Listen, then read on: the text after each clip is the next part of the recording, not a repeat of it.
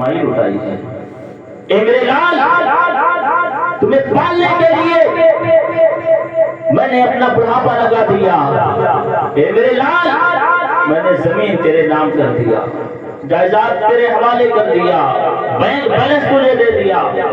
میرے لیے بھی کچھ کر دے دے، میرے لیے میرے حق میں کچھ دے دے، کچھ اشارے ثواب کر دے۔ اے میرے پیارو، تب اگر بچے یا گھر والے جب مثال ثواب نہیں کرتے ہیں، ان کی روح کو کچھ نہیں دیتے ہیں، تو وہ روح مایوس ہو کر چلی جاتی ہیں۔ جانب میں نے پڑھا کہ حتی الامکان وہ بددعا بھی کرتی ہیں، اور مرنے والا ایسے ہوتا ہے ڈوبنے والے کے شکل میں ہوتا ہے۔ آج اتنا ماحول خراب ہے، چوروں کا ڈر ہے، کوئی سوتا نہیں ہے، کیوں کہیں مال نہ چلا جائے، کیوں کہیں جان نہ چلا جائے۔ اے میرے پیارے آقا کے پیارے دیوانوں، ذرا یہ بتاؤ، یہ دنیا ہے، یہ دنیا ہے، دنیا فانی میں جب چوروں کا اتنا خوف ہے، جب چوروں کا اتنا خطرہ ہے کہ مال و دولت چلا جائے گا، تو ذرا قبر کے عذاب کو سوچو۔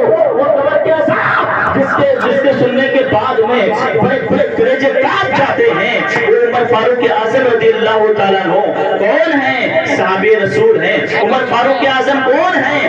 امیر المومنین ہیں۔ عمر فاروق اعظم کون ہیں؟